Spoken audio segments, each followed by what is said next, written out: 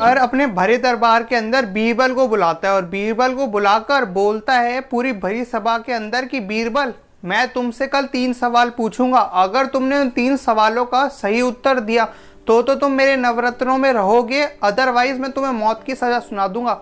अब जैसे ही ये बात बीरबल सुनता है उसके तो कान खड़े हो जाते हैं। उसे लगता है कि महाराज ने क्या बोल दिया, अकबर ये क्या बोल क्या रहे हैं। अब उसे लगता है घर जाकर कि महाराज ने क्या बोला था, मेरे को तो कल फांसी पे लटका दिया जाएगा अगर मैंने सही उत्तर नहीं दिया। उसको पूरी रात नींद नहीं आती और अगले दिन क्या होता है कि अकबर का सामना हो जाता है बीरबल से और अकबर बोलता है कि चलो बीरबल मैं तुमसे सवाल पूछता हूँ। और अब अकबर पहला सवाल पूछता है, वो बोलता है बीरबल ये बताओ कि ये जो खुदा है ये कहाँ है। अब बीरबल थोड़ा सोचता है, उसके बाद सोचता है कि अगर मैंने डायरेक्ट जवाब दिया तो मेरे को फांसी पे लटका दिया जाएगा।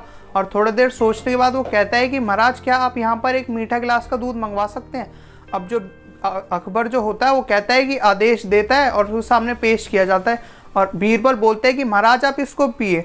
और पीने के बाद बीरबल बोलता है कि क्या महाराज ये दूध मीठा था। तो अकबर बोलते हैं हाँ। तो वो बोलता है कि महाराज ये बताइए इसके अंदर चीनी कहाँ गई। तो कहता है कि चीनी तो इसके अंदर घुल गई ना, कि तुम्हें इतना भी नहीं पता। अब वो बोलता है कि महाराज इसी तरीके से जो खुदा है, जो ऊपर वाला है, वो भी हम सबके अंदर घुल चुका है। वो हर इस संसार की हर एक वस्तु के अंदर घुल चुका है। अब जो अकबर जो होता है वो उसकी बात से खुश हो जाता है। जो अकबर होता है वो दूसरा सवाल पूछता है कि ये बताओ कि जो खुदा है हम उसको कैसे पा सकते हैं। अब बीरबल थोड़ा सोचता है, उसके बाद बोलता है कि महाराज क्या आप यहाँ पर एक बड़ा सा पतीला भर के दही मंगवा सकते हैं। अब अकबर जो होता है वो आदेश देता है कि इसके लिए पेश किया जाए और ला कर रख दिया जाता है।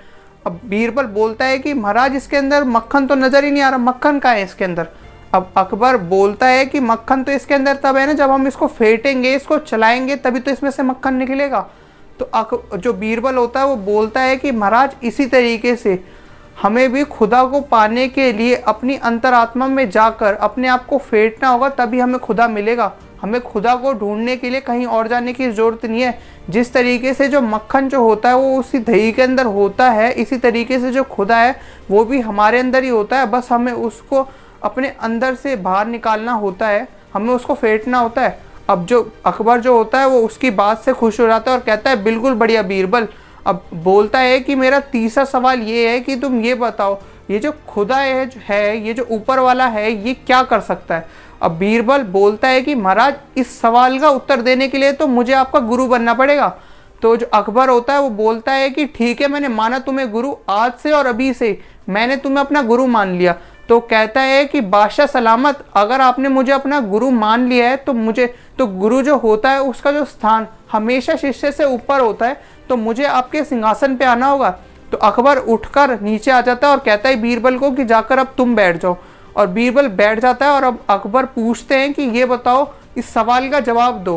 तो अब बीरबल बोलता है कि महाराज जो ऊपर वाला जो है जो खुदा है ना, वो चाहे तो किसी भी राजा को रंक बना सकता है और किसी भी रंक को राजा बना सकता है।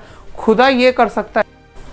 क्या आपको ऐसा लगता है कि जो ऊपर वाला जो है वो चाहे तो पल भर में किसी भी इंसान की ज़िंदगी चुटकी भर में बदल सकता है? अगर आपको ऐसा लगता है तो कमेंट कीजिए। इस स्टोरी का कितना अच्छा मैसेज है ना कि ऊपर वाला चाहे तो वो कुछ भी कर सकता है।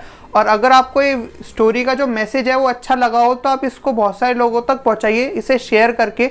अगर आप चैनल पे पहली बार आए हो तो चैनल को सब्सक्राइब कर लीजिए और नोटिफिकेशन बेल को क्लिक कर दीजिए कि ऐसी इंफॉर्मेटिव वीडियोस जो मोटिवेशन वीडियोस हैं उनका नोटिफिकेशन आपसे मिस ना हो। मैं मिलूंगा आपको अगली वीडियो में, तब तक के लिए गो सेल्फ मेड।